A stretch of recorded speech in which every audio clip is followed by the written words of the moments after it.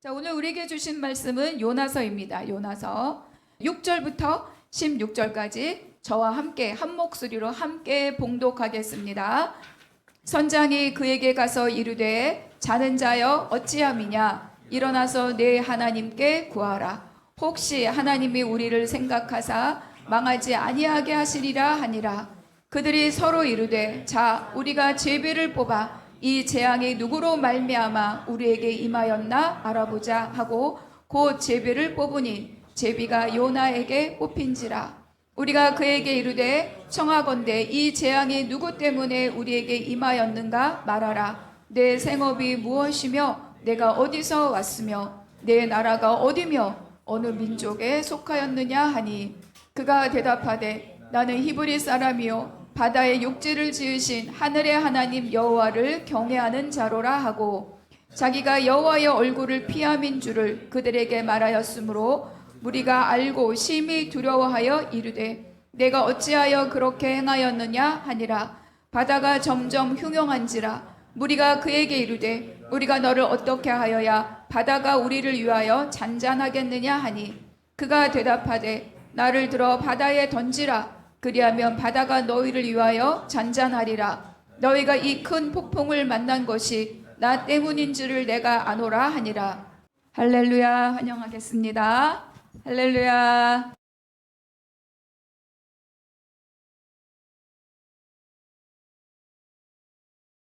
네, 제가 원고에는 12절까지로 해놓고 목사님께 16절까지라고 알려드렸나 봐요. 약간의 오해가 좀 있었던 것 같습니다.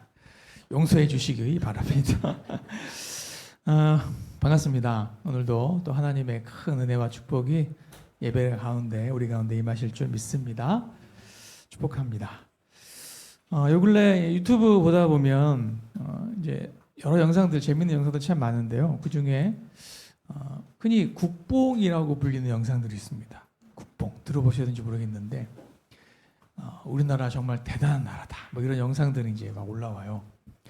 대부분은 너무 이제 좀 과장이 심하고 사실에 기반하지 않은 조회수 올리려고 하는 그런 영상들인데 그 중에 보면 의미 있는 영상들이 간혹 있습니다. 옛날 한동안 우리나라 사람들이 그런 얘기 많이 했어요. 헬조선 그랬잖아요. 그래서 헬조선 탈출은 지능순이다 이러면서 야 너무 살기 힘드니까 다른 나라 이민 가고 싶다 이런 푸념들 많이 했었거든요. 근데 요새는 좀 분위기 다르죠. 우리는 우리가 사는 이 나라 대한민국이 얼마나 좋은 나라인지 잘 모를 때가 참 많습니다. 그런데요, 이 한국에서 몇 년 정도 혹은 몇 달 정도 살다가 이제 다시 본국으로 돌아간 외국인들, 그 외국인들이 이제 본국 가서 다시 원래 삶을 살 때 한국이 너무 그립다는 거예요. 한국에서 그 경험하고 누렸던 것들이 너무 생각이 나고 그래서 그런 이야기들을 이제 많이 유튜브 영상으로 올립니다. 그 중에 이제 몇 가지를 한번 추려봤는데요. 잠깐 같이 한번 보실까요? 자, 한국을 떠나면 그리워지는 것들이 있는데 특별히 3가지 정도 주제가 됩니다. 안전한 것, 그리고 편리한 것, 마지막으로 속도, 스피드, 빨리빨리 아시죠? 자, 한국들 한번 자세히 봅시다. 첫 번째가 이 안전인데요. 카페 테스트라는 게 있어요. 외국인들이 한국에 오면 아무 카페나 들어간 다음에 노트북 놓고 1시간 정도 이렇게 밥 먹고 오거나 이래요.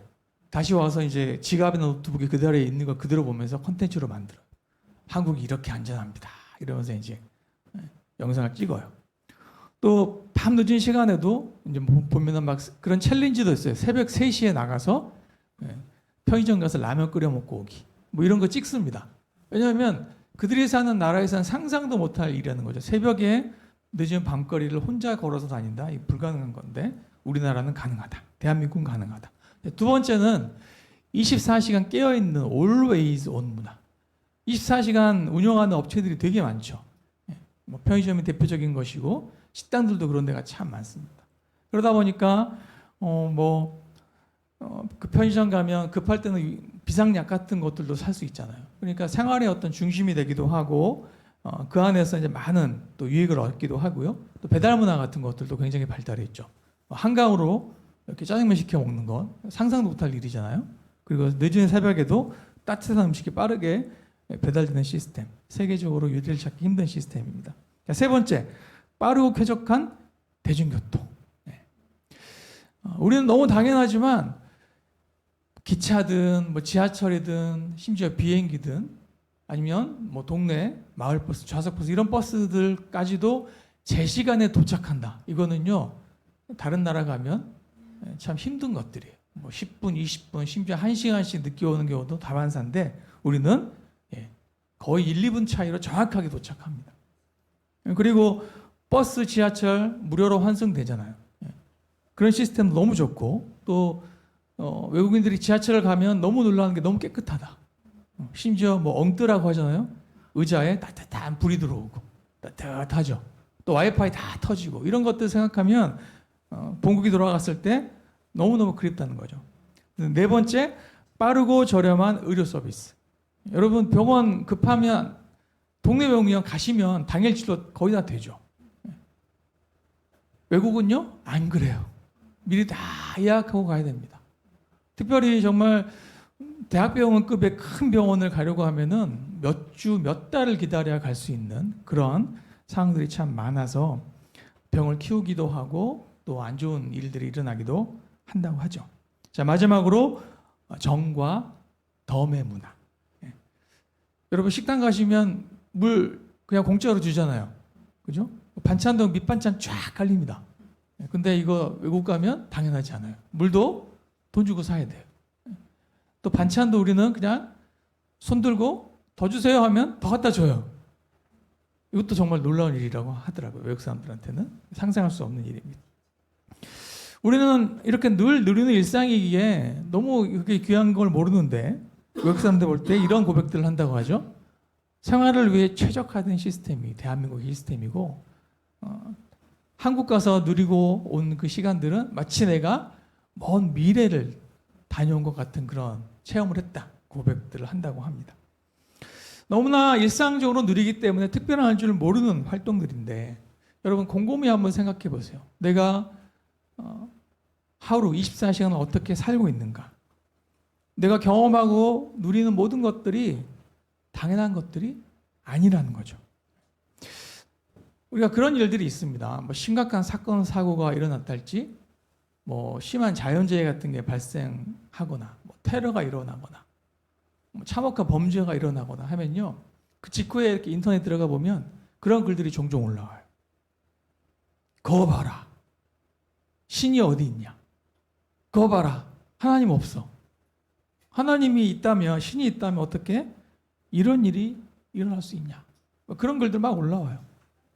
그때요, 정말 중요한 사실이 뭐냐면 아무 사건과 사고가 일어나지 않는 그런 평온한 일상 가운데에서는 누구도 하나님을 찾거나 언급하지 않는다는 거예요. 지금 내가 누리고 있는 이런 어떤 편리함이랄지 이런 안락함이랄지 이런 모든 좋은 이 평안한 환경들에 대해서 감사하거나 그것을 주신 하나님께 영광을 올린 그런 말들을 사람들 하지 않습니다. 여러분 당연한 건가요, 그게? 지금 내가 살아있다고 하는 것 당연하지 않죠. 내가 이 지구 위에 살고 있다고 하는 것도 당연하지 않아요. 내가 돈 안 주고 숨 쉴 수 있는 공기, 산소가 있다고 하는 것도 당연하지 않고 밖에만 나가면 비록 지금은 겨울이라 조금 추울지 모르지만 이렇게 따뜻한 온기를 내리쬐어주는 태양이 존재한다고 하는 것도 당연하지 않아요. 내가 안전하게 그냥 두 발을 딛고 서 있을 수 있는 땅이 있고 중력이 있어서 내가 그 위에서 서 있을 수 있다고 하는 것도 당연하지 않습니다. 누구도 그것에 대해서 하나님께 신께 감사하지 않습니다. 내게 부모님을 주셔서 생명을 나에게 전해주셨다는 것, 또 태어나자마자 뭔가 가정에 기여할 것이 아무것도 없는데 부모님으로부터 엄청난 은혜를 받게 해주신 것, 이런 것에 대해서 감사하지 않습니다. 인간은 그냥 당연하다고 생각해요. 그런 평온한 일상들에 대해서는 당연하다고 생각하다가 그런 평온한 일상이 깨지면 그때 하나님께 막 원망하고 불평해요. 거 봐라, 하나님 어디 있냐고 해요. 예전 영화 중에 이제 그래비티라고 하는 영화가 있었는데요. 보신 분이 계실지 모르겠습니다. 그래비티가 이제 영어로 중력이라고 하는 단어인데 영화 제목이 중력이에요. 중력. 별로 재미없을 것 같은 제목이잖아요. 그래비티. 우주에서 일어나는 재난을 다루는 영화입니다. 이 전체 영화 거의 모든 내용이 다 우주 공간에서 일어나는 일을 다루고 있어요. 그 영화를 보면요, 이 중력이라고 하는 것이 얼마나 정말 대단한 것이고 그것이 얼마나 큰 하나님의 은혜인지 알게 됩니다. 그 영화를 보고 나면 내가 아무 생각 없이 그냥 이 땅을 한 걸음 한 걸음 걸어간다고 하는 것, 또 걷다가 힘들면 그냥 아무데나 터덜하고 터벅하고 걸터 앉을 수 있다고 하는 것이 얼마나 특별한 일인지, 이 우주라고 하는 공간에서 얼마나 특별한 일인지를 새삼스럽게 느끼게 돼요. 참 하나님의 은혜도 마찬가지인 것 같아요. 때때로 우리가 그런 생각할 때가 있어요. 아, 내가 요새 은혜가 좀 떨어진 것 같아. 아, 내게 은혜가 없는 것 같아. 아, 요새 하나님 안 계신 거 아닌가? 하나님 은혜가 좀 메마른 것 같아. 그런 생각할 때가 종종 있죠. 그런데 여러분, 우리가 이 지구라고 하는 환경 안에 존재하고 있는 한 우리는 단 한순간도 하나님의 은혜 안에서 떨어진 적이 없어요. 우리가 살고 있는 이 생태계, 이 지구 시스템 자체가 하나님의 은혜예요. 하나님의 돌보심이고 하나님의 마음 쓰심입니다. 우리가 살고 있는 이 상황만 한번 자세히 들여다보면요, 요새는 이제 우리가 이 과학이 발달해서 우주를 이해하고 관측하고 있잖아요. 이 광활한 우주 가운데 이 지구가 속해 있는 은하라고 하는 게 있어요. 은하. 우리 은하라고 부릅니다. 우리 은하. 우리 은하는 띄어쓰기를 안 한다고 해요. 고유명사라서 우리 은하. 온 우주에 오직 딱 하나, 우리가 속한 은하니까 우리 은하인데, 그 은하가 딱 있고 그 은하에 여러 팔들이 있습니다. 이렇게 은하 팔이 있는데 그 팔 중에 하나가 태양계가 속한 은하인데, 그 팔에 정확한 위치에 태양계가 있어요. 그러니까 은하도 이제 중심이 있고 외곽이 있는데 중심으로 가면 다 죽어요. 너무 강한 방사선 때문에. 과학 시간 같은데요. 바깥으로 가면 또 다 죽어요. 너무 추워서. 적절한 위치에 태양계가 있어요. 한번 나중에 인터넷이나 검색을 해보시면 알 수 있어요. 자, 그 태양계가 존재하는데, 자, 그 태양으로부터 또 여러 행성들이 있잖아요. 수금주와 목토, 천호명 있잖아요. 자, 지구라고 하는 이 행성은요, 태양으로부터 너무 가깝지도 않고 너무 멀지도 않은 정말 정확한 적절한 생명체가 존재할 수 있는 가장 알맞은 그 위치에 딱 위치해 있어요. 그걸 이제 흔히 골디락스 존이라고 합니다. 골디락스 존. 딱 그 위치가 있어요. 그러니까 별, 항성이라고 하는 태양 같은 별 주위에 이제 조그만 행성들이 돌고 있는데, 그 항성으로부터 피해를 입지도 않고 대신 또 유익함을 얻을 수 있는 생명체가 존재할 수 있는 한정된 공간이 있는데, 딱 그 공간에 이 지구가 위치해 있습니다. 이게 당연한 건가요? 이 지구 안에는 모든 생명이 가득하죠. 눈에 보이지 않는 미생물로부터 이 지구에 존재하는 가장 거대한 생명체, 뭐 흰긴 수염고래처럼 30m 넘는 그런 큰 동물까지, 또 눈에 보이지 않는 이 곰팡이의 포자 하나에서부터 막 100m, 1000m까지 자르는 큰 백향목까지, 이 모든 생명이 하나의 시스템을 이루고 하나의 몸을 이루어서 존재하고 있습니다. 그 중에 하나라도 그 연결 지점이 끊어지면 서로 다 피해를 입고 죽게 되는, 함께 다 있어야지 함께 살 수 있는 그 시스템 안에 우리가 있습니다. 이것이 하나님의 은혜예요. 여러분, 우리 몸 안에 미생물들 엄청 있는 거 아시죠? 몸 구석구석에 미생물이 있어요. 그 미생물이 있어서 우리가 함께 사는 거예요. 하나님이 다 그렇게 만들어 놓으셨어요. 시스템을 만들어 놓으신 거예요. 우리가 이 모든 세상을 다 바라보면서 느껴야 될 하나님의 성품은 무엇일까요? 리처드 도킨스라고 하는 사람이 있어요. 아주 유명한 무신론자고 특별히 이 사람은 기독교를 정말 공격하는 사람이에요. 세상에 많은 종교들을 공격하지만 그중에 기독교를 너무 공격하는 사람인데 이 리처드 도킨스가 우주에 대해서 이렇게 말했습니다. 우주에는 설계도, 목적도, 악도, 선도 없다. 오직 맹목적이고 무자비한 무관심만 있을 뿐이다. 그런데요, 우주를 보면 이렇게 생각할 수도 있어요. 우주에는 자비가 없다고 하거든요. 우주 밖으로 나가면 생명체가 살아갈 수가 없기 때문에. 우주는 정말 무자비한 것처럼 무관심한 것처럼 보일 수 있을지 모르지만 시선을 반대로 돌려서 다시 이 지구를 바라보면요, 이 지구는 온통 하나님의 사랑으로 가득 차 있습니다. 이렇게 말했던 리차드 도킨스 역시 부모님의 사랑으로 생명을 받은 존재죠. 그가 이 땅에서 책 쓰고 돈 벌고 사는 이 모든 선한 시스템 자체도 결국 하나님께서 만들어 놓으신 시스템이에요. 이 사람은 결혼도 안 하고 당연히 자식도 낳지 않고 또 유명한 것이 엄청나게 이제 부자거든요. 이기적 유전자라고 하는 정말 엄청난 베스트셀러를 쓴 사람인데 한 푼도 기부하지 않은 것으로 유명합니다. 왜냐하면 내가 왜 해야 되냐? 우주가 무자비하고 무관심한데 내가 왜 해야 되냐? 그런 철학을 갖고 있기 때문에 그래요. 그런데 그런 사람도 잘 먹고 잘 살 수 있는 시스템이 이 지구 시스템이에요. 이게 하나님 은혜인 거죠. 여러분, 우리가 세상 속에서 어떤 하나님의 음성을 듣고 살아가고 있는가? 때때로 많은 사람들은 하나님의 음성 자체에는 관심이 없습니다.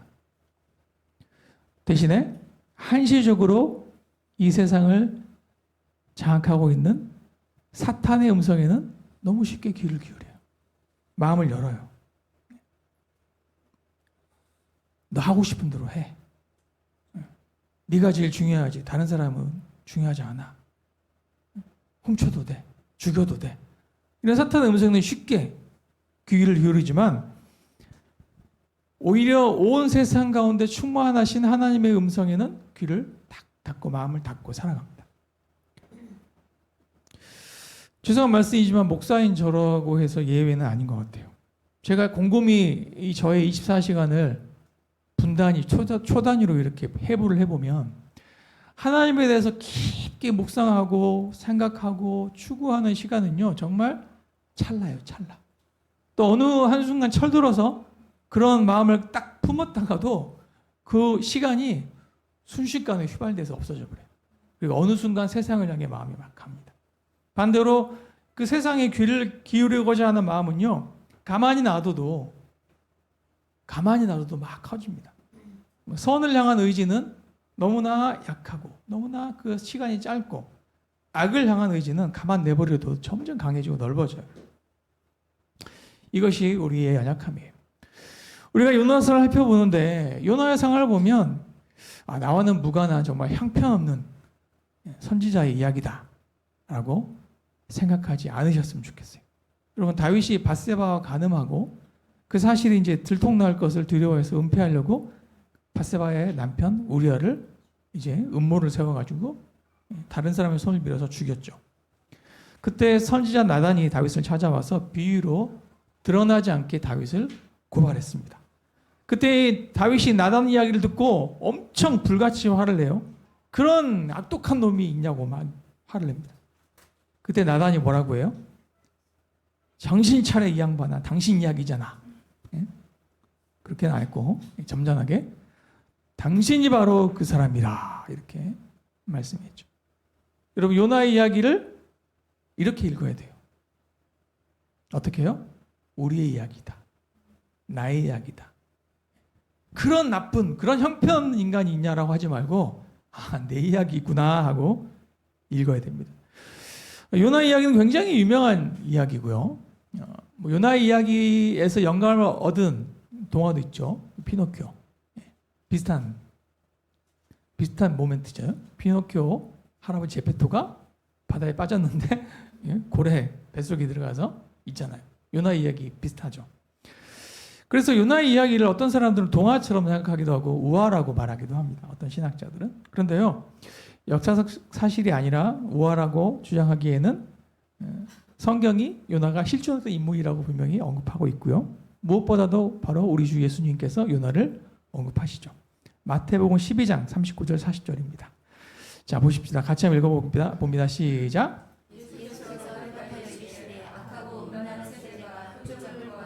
선지자 요나의 표적밖에는 보일 표적이 없느니라.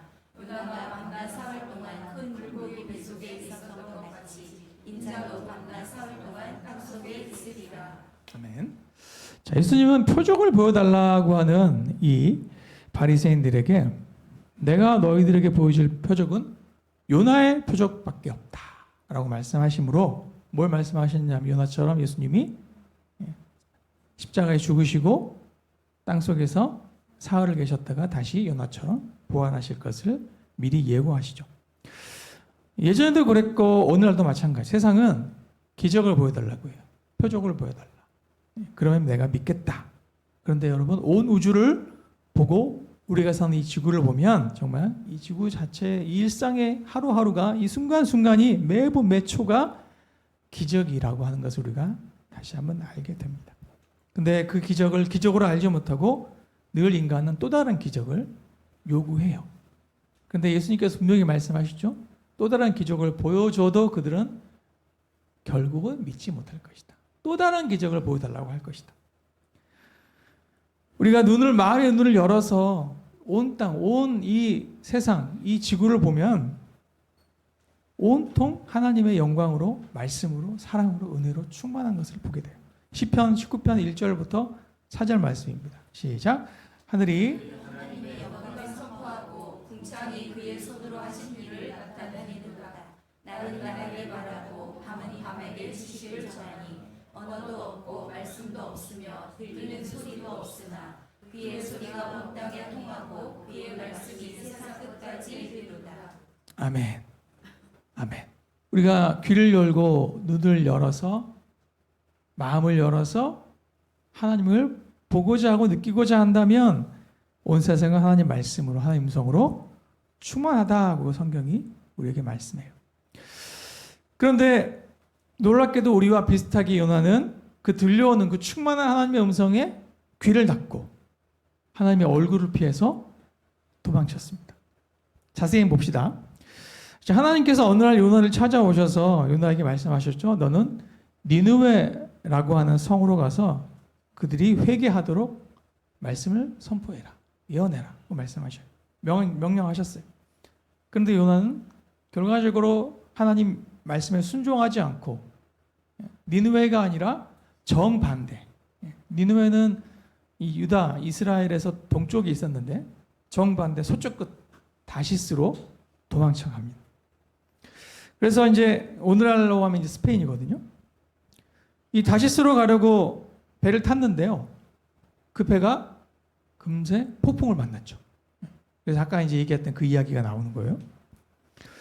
그래서 이제 폭풍이 너무 거세가지고 배가 깨지고 침몰하게 된 위험에 처했어요. 그랬더니 이 선원들과 선장이 너무 이제 두려워가지고 제발 살려달라고 각자가 믿는 신들을 향해서 기도를 하기 시작해요. 다양한 신들을 믿고 있었겠잖아요. 그런데 해결이 안 되는 거예요. 그래서 우리가 구하지 않은 뭔가 다른 신이 있겠거니 하고 이제 막 배를 찾아 헤매다가 배 가장 밑바닥에서 숨어서 자고 있던 요나를 찾아내죠. 하나님 말씀을 선포해야 하고 하나님 말씀을 전해야 할 혹은 이런 절체절명의 위기에서 하나님께 기도해야 할 요나가 입 꾹 닫고 배 밑 한가운데서 그냥 배 밑에 한복판에서 자고 있어요. 그런 요나에게 하나님은 선장을 보내셔요. 부끄럽게도 이방인 선장을 보내셔서 말씀하십니다. 6절입니다. 6절 시작.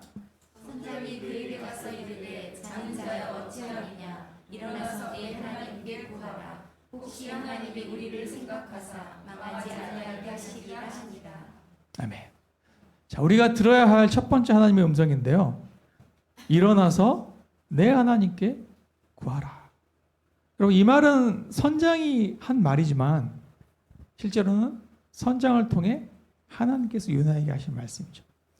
자, 1, 2절을 보시면 여호와의 말씀이 임했는데 그 내용이 뭐 2절 보시면 일어나라 하셨죠. 일어나. 동사만 보시면 돼요. 일어나라 가서 외치라. 일어나라 외치라. 성경의 핵심은 주어와 동사입니다. 예. 국어의 핵심이기도 하죠. 누가 말했냐? 응? 누가 말했냐? 또 뭘 하라고 했냐? 뭘 하겠다고 했냐? 이 중요하잖아요. 그죠? 형이 동생한테 방 치워라고 하는 것과 무서운 아버지가 동생한테 아들한테 방 치워라고 하는 것은 다른 거예요. 그죠? 누가 말했냐에 따라 달라지잖아요. 또 뭘 하라고 했냐가 중요한데, 자, 선장이 뭐라고 했어요? 일어나 내 하나님께 구해라 했고, 2절에 보면 일어나 외치라고 했는데요. 한글로는 외치라, 구하라가 이제 다른 단어로 번역이 됐지만 원문은 카라라고 해서 같은 단어. 부르짖어라. 큰 소리로 부르짖어라. 외쳐라. 그러니까 하나님께서 요나에게 일어나 외쳐라 하셨고, 동일한 얘기를 선장을 통해 똑같이 일어나 외쳐라. 지금 너무 위험하니까 묵상으로 기도할 때가 아니잖아요. 그죠? 정말 절체절명의 순간이거든요. 그래서 부르짖어라. 주여 하고 만세삼창 아니 주여 삼창 해야 되는 상황이에요. 주여 삼창 해야 되는 상황이에요. 외치라 외쳐라. 근데 요나는요 그 음성을 듣지 않아요. 어쩌면 폭풍도 하나님의 음성일 수 있어요. 하나님께서 하도 요나가 말을 안 들으니까 하나님이 처음부터 폭풍을 보내셨어요. 하나님이 처음에 찾아오셔서 요나야, 자 내가 이렇게 얘기하니까 잘 들어 하고 이제 얘기하셨는데 안 들어. 죄송하지만 처먹는 거죠. 안 들어 처먹어. 그러니까 이제 폭풍이 온 폭풍. 꼬가 벼락처럼 하나님 음성이 들리는데 귀를 꼭 닫고 배 밑에 안 들리는 곳까지 꾸역꾸역 기어 들어가서 거기에서 그냥 억지로 자고 있는 거예요. 그랬더니 이제는 사람이 찾아와요. 사람이. 선장이 찾아와가지고 그에게 하나님의 음성을 딜리버리 전달하고 있어요. 여러분 선지자가 다른 백성한테 이보시오 기도 좀 하시오 라고 말을 들으면 얼마나 쪽팔려요. 그죠? 저도 목사인데 성도가 와가지고 목사님 기도 좀 하세요. 제가 집에서 맨날 듣는 얘기인데 너무 쪽팔리잖아요.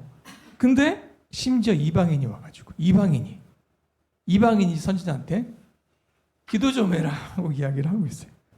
자, 여러분 피할 걸 피해야 됩니다. 피할 수 없는 거를 피하는 거는 점점 상황을 악화시켜요. 성경 다음으로 세계적으로 많이 요새 조금 다릅니다만 예전에 가장 많이 팔렸던 책 중에 하나가 이제 아직 가야 할 길이라고 하는 책인데 스카페이라고 하는 정신 분석학 이제 의사 선생님이 쓰신 책인데 그분이 이렇게 정리를 해요. 신경증. 그러니까 사람이 뭐 노이로제나 아니면 뭐 어떤 강박 이런 모든 신경증을 이제 경험하게 되죠. 뭐 정신분열도 마찬가지고. 모든 신경증의 원인이 뭐냐면 정당한 고통을 회피한 대가다. 인생을 살다 보면 정당한 고통을 겪어야 될 때가 있다는 거죠. 아이들에게 이거 뜨거우니까 만지지 마라고 100번 얘기해봤자 소용없어요. 호기심을 이길 수가 없어요. 그냥 적당히 뜨거운 거를 만져서 그 뜨거움의 고통을 한번 느껴야 돼요. 되지 않을 만큼. 뜨거할 정도. 그러면 그 다음부터 부모가 이거 그러면 안 만져요. 직접 만져보기 전까지는 몰라요. 살다 보면 인생에 피할 수 없는 고통이 있고 그 고통은 겪음으로 극복되는 고통들이 있는 거거든요. 그런데 그 고통을 피하려고 도망치다 보면 결국은 점점 악화돼서 나중에는 인생 자체를 무너뜨릴 수 있는 그런 신경증이 된다고 이 스카백이 얘기를 했어요. 여러분 하나님의 얼굴은 피한다고 피해지는 게 아닙니다. 온 세상을 창조하신 그 하나님, 세상 모든 만물을 통해 지금도 궁창이, 하늘이, 온 세상이, 나무가, 들의 꽃이 선포하는 그 음성을 어떻게 피하겠어요? 피할 수가 없어요. 폭풍을 통해서도 말씀하시고 선장을 통해서도 말씀하시는데 듣지 않으려고 하는 선지자가 문제고 보지 않으려고 하는 선지자가 문제고 동일하게 듣지 않으려고 하고 보지 않으려고 하는 우리가 문제죠. 말씀이 없는 것이 아니라 듣지 않는 것이 문제입니다. 하나님은 지금도 요나처럼 우리에게 말씀하셔요. 일어나 외쳐라. 일어나 외쳐라. 일어나 가라. 부르짖어 기도해라. 일어나 하나님께 부르짖어라. 그 음성을 듣고 불순종의 자리에서 일어나셔서 하나님께 기도하고 외치시는 저 여러분 되시기를 축복합니다. 자, 두 번째 요나에게 들려주시고 우리에게 들려주신 음성은요. 다음과 같은데요. 지금 이제 바다 한가운데서 폭풍을 만났죠. 정말 위기 중에 위기고 배가 침몰할 위기 중에 있습니다. 정말 절체절명이라고 할 수 있고요. 이럴 때는 극약 처방을 할 수밖에 없는데 어떻게 이 난국을 타개할까? 이 처음에 선정과 선원들은 이 위기가 요나 때문에 일어난 것을 요나가 이제 고백하잖아요. 사실은 제가 하나님 얼굴 피해서 도망치다가 폭풍이 온 거예요. 라고 이제 이야기를 이실직고 했죠. 그때 요나를 이제 꾸짖는데요. 이렇게 꾸짖습니다. 10절을 보겠습니다. 시작. 제가 여호와의 얼굴을 피하는 줄을 그들에게 말하였으므로 우리가 알고 심히 두려워하여 이르되 내가 어찌하여 그렇게 행하였느냐 하니라. 아멘. 자, 내가 어찌하여 그렇게 행하였느냐 이렇게 얘기했어요. 이 구절은요 어디에서 나왔던 구절이냐면 창세기 3장에서 나왔던 구절이에요. 어떤 상황이냐면 이제 범죄한 아담과 하와가 하나님을 만났고 그때 아담이 이제 하와에게 탓을 하죠. 책임 전가하잖아요. 그래서 하나님께서 하와에게 하신 말씀이 이 내용이에요. 내가 어찌하여 그렇게 행하였느냐. 이것이 요나에게 들려주시는 하나님의 두 번째 음성이에요. 내가 어찌하여 그렇게 행하였느냐. 이게 뭔 얘기인가? 이 표현 자체는 이 본문의 상황에서 보면 좀 어색한 표현이에요. 지금 이 사람이 잘못돼서 우리가 다 죽게 생겼잖아요. 그럼 어떻게 얘기해야 돼요? 너 때문에 우리가 다 죽게 생겼어. 나쁜 놈아. 빨리 책임져. 어떻게 할 거야? 이게 맞죠? 그죠? 네가 다 책임져야지. 결자해야지. 라고 해야 되는 게 적절한 표현인데요. 이 재난의 원인이 요나를 비난하고 네가 해결해라. 네가 결자해야지 해라. 라고 이렇게 막 공격해야 되는데 선장과 선원들이 한마디로 왜 그러셨어요? 라고 하는 거예요. 왜 그러셨어요? 거기서 끝이에요, 그냥. 잘 말이 안 되죠.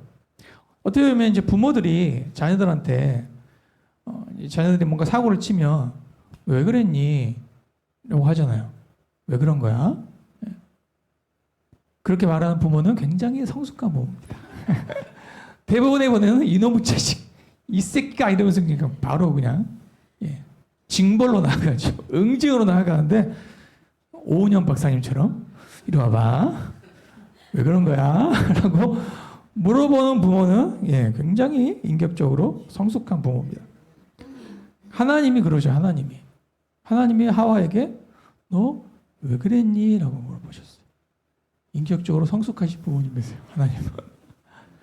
이 표현은요 굉장히 중립적이고 공격적이지 않은 표현이에요.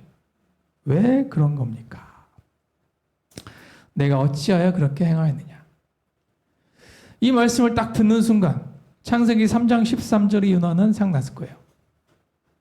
여호와 하나님이 여자에게 이르시되 내가 어찌하여 이렇게 하였느냐.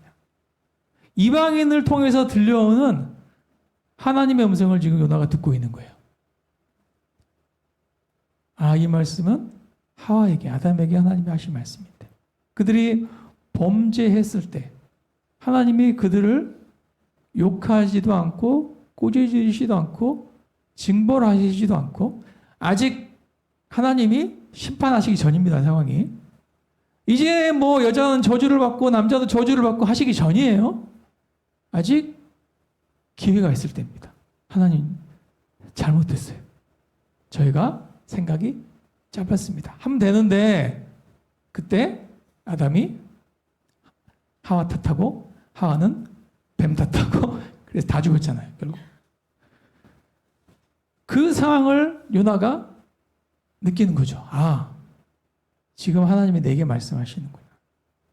이 말씀은요. 하나님께서 자상하게 인격적인 부모로 타이르시는 말씀이에요.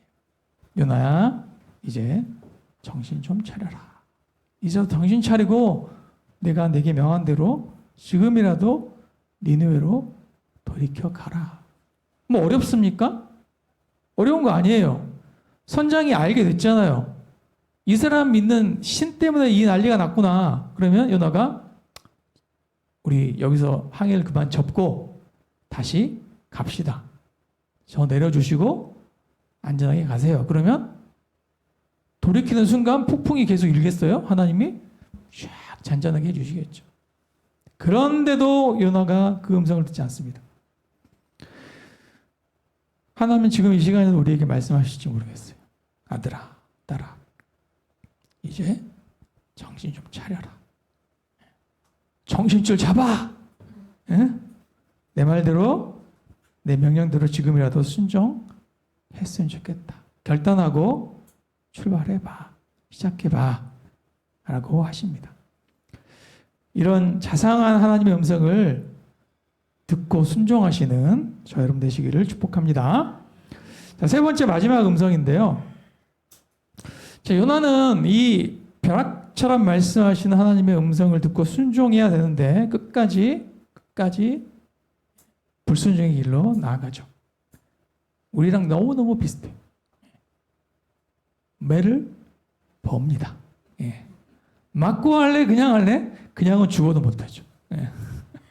내가 맞고 하는 한이 있어도 그냥 안 하겠다. 이게 이제 우리 인간 죄성이잖아요. 예. 할 수 있는 데까지는 해보는 거잖아요. 예? 개길 수 있는 데까지는 개가보는 부모한테. 저도 그랬고 지금 제 아이들도 그런데 요나도 그래요. 더 이상 가면 한 대 맞을 것 같은데, 더 이상 가면 뭔가 사단이 날 것 같은데, 끝까지 이 핑계 저 핑계 되면서 자존심 그냥 끝까지 못난 자존심 지켜가면서 끝까지 파국을 향해 합니다. 자, 12절 같이 봅니다. 12절 시작. 그가 대답하되 나를 들어 바다에 던지라.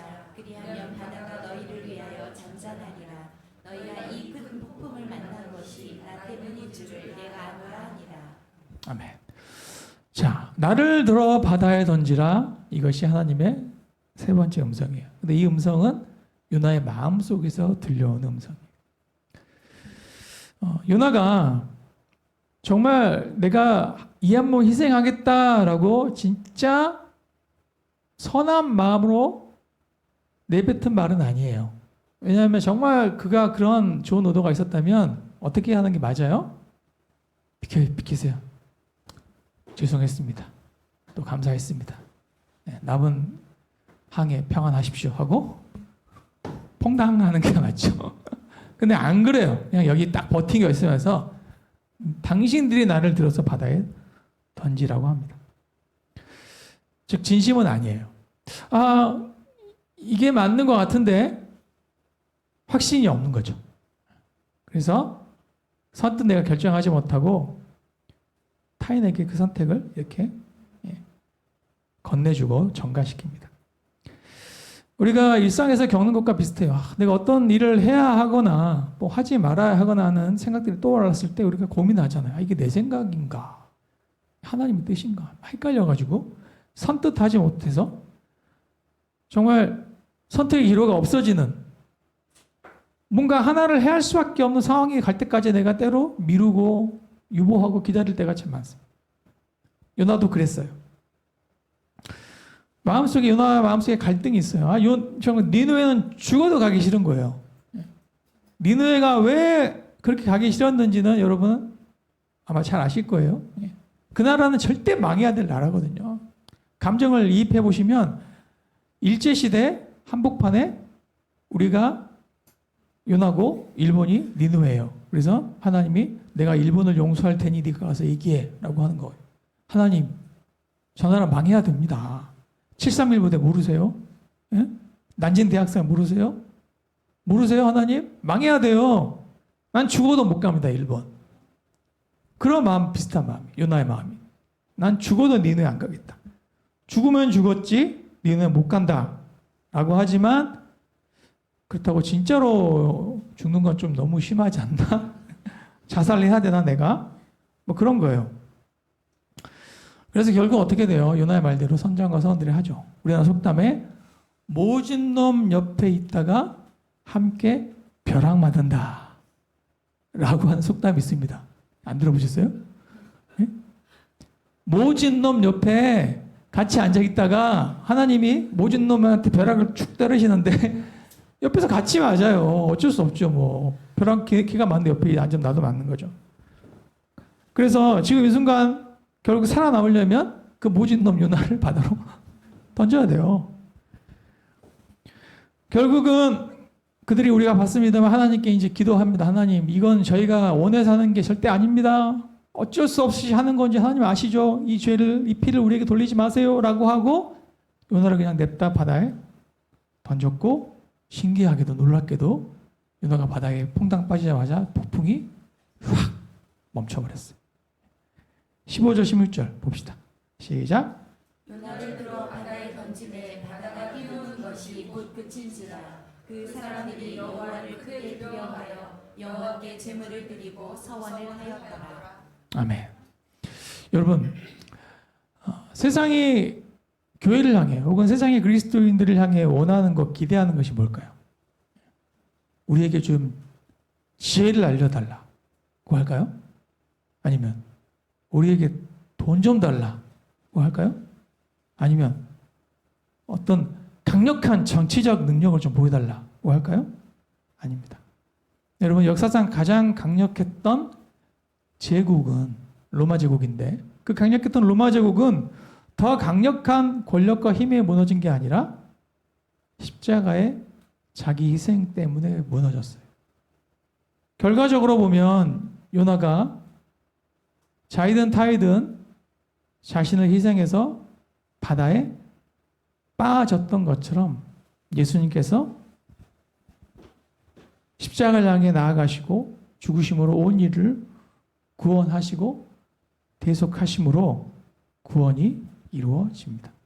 여러분, 같은 이 두 사건, 예수님께서 내가 요나의 표적밖에 못 보여준다라고 하셨는 것 같이 이 두 사건 안에 일치하는 하나님의 진리가 있어요. 자기 희생. 세상이 교회를 향해, 세상이 그리스도인들을 향해 기대하고 그들이 바라는 것은요, 세상 안에 있는 것이 아니라 세상 밖에 있는 것이요. 자기 희생, 나의 권리를 내려놓는 것. 그때 폭풍이 잠잠게 되고 그때 죄가 용서받는 것입니다.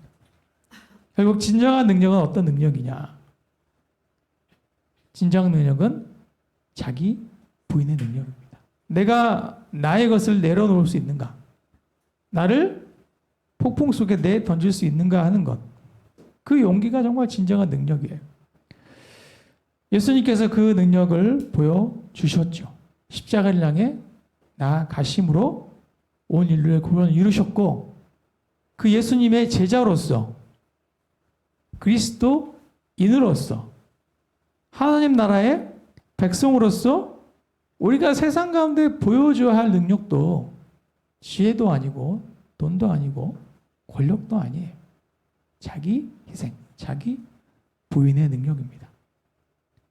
그것이 진정한 사랑의 증거입니다. 우리가 뭐 연인끼리나 부부 사이에 사랑이 식었냐 안 식었냐를 이 재는 척도는 뭐냐? 자기 부인, 자기 희생이에요. 얼마나 희생하고 있는가? 서로를 향해서. 희생하지 않으면 사랑이 아닙니다. 연애할 때 생각해 보시면 정말 한창 막 불타오를 때는, 예? 이쪽으로 발에다 주고 다시 이쪽으로 또 발에다 주고 많이 막 두세 번 발에다 주다가 그냥 결국은 빠이빠이 하잖아요. 사랑이 충만할 땐 그런데 이제 사랑이 이제 이게 하얀 곡선을 그릴 때는 어때요? 지하철 빨리 타서 이제 빨리 버스 빨리 타서 이제 가라고 하잖아요. 사랑이 식은 거죠.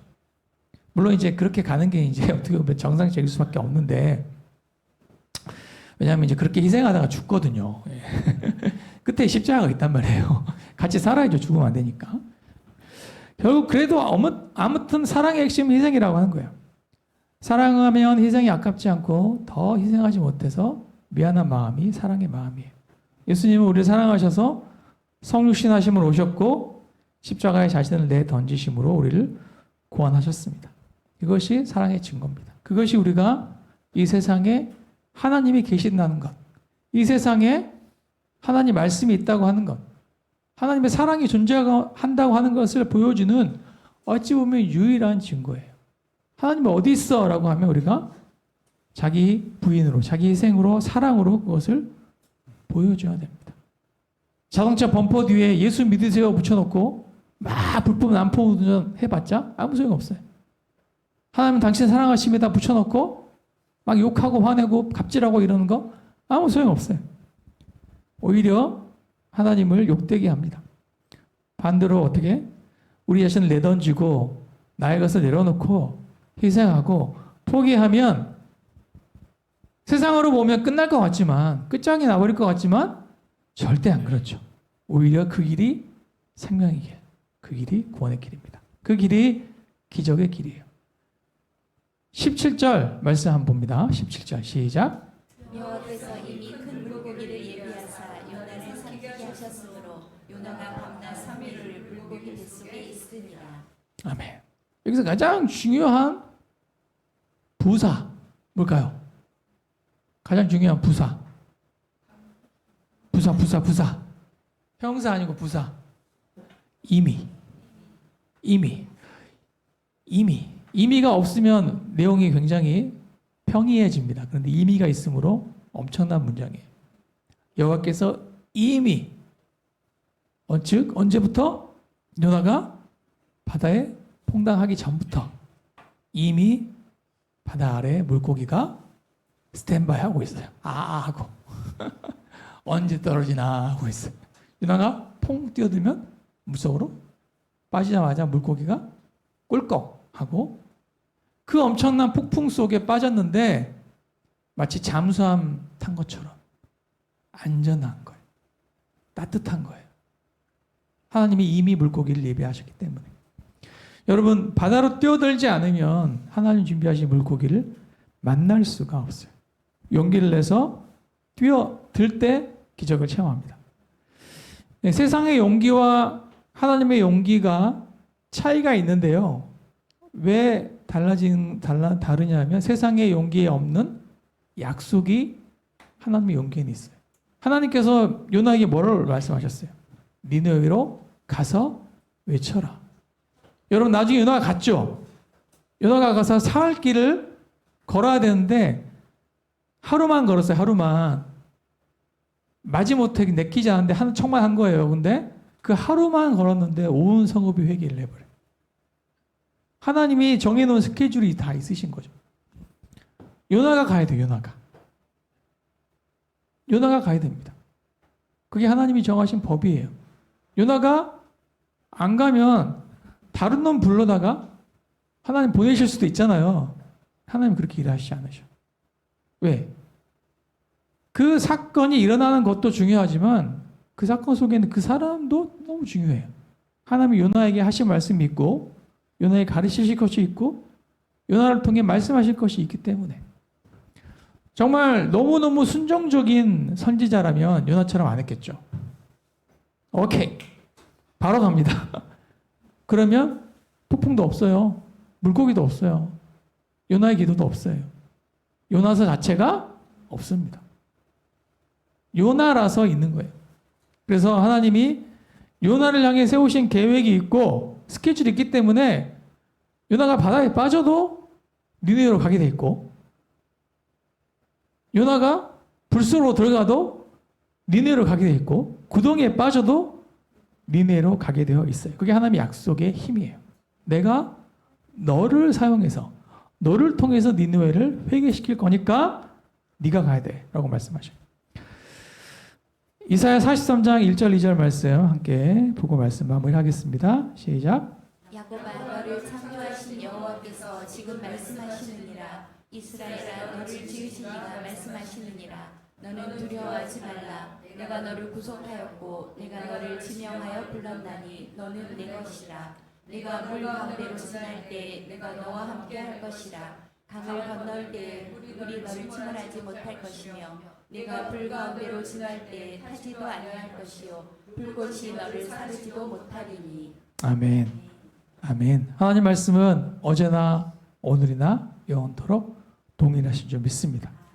오늘 우리에게 주신 말씀 기억하시면서 하나님께 순종함으로 행하시는 우리 모두가 되시기를 축복합니다. 말씀 피하지 않고 순종으로 나아가는 우리가 되기를 결단하며 시간 주 앞에 기도하겠습니다. 하나님 감사합니다. 반역하고 반항하는 우리를 끝까지 포기하지 아니하시고 기다려주시고 또 참아주시고 인내하시고 또 심지어 끝까지 거절할 것도 아시면서 이미 그 바다 아래에 큰 물고기를 예비해 놓으시는 그 하나님을 이 시간 저희가 다시 한번 기억하게 하심에 감사드립니다. 주님, 주의 말씀을 저희가 피해서 하나님의 얼굴을 피해서 도망칠 수 없음을 다시 한번 기억하며 그 말씀에 하루라도 빨리 우리가 마음을 열고 방향을 돌이켜 순종하게 하여 주시옵소서. 일어나 외쳐라. 일어나 부르짖으라. 주님 말씀하십니다. 그 음성 앞에 귀 기울이고 순종에 나아갈 때 자기 희생, 자기 부인의 그 삶을 통해 모든 선원과 선장이 구원을 받았던 것처럼 자기 부인, 자기 희생의 십자가를 통해 온 인류가 구원을 받았던 것처럼 저희들 삶의 현장에서 그리스도인으로서 예수의 제자로서 하나님의 백성으로 살아갈 때 나의 것을 내려놓고 포기하고 때로는 물 가운데로 때로는 불 가운데로 나아간다 할지라도 결국 그 모든 것을 합력하여 하나님의 선이 되게 하시고 놀라운 하나님의 기적의 재료가 되게 하실 그 주님을 바라보며 믿음으로 순종하고 승리하는 우리 모두가 되게 하여 주시옵소서. 예수님의 이름으로 기도드립니다. 아멘.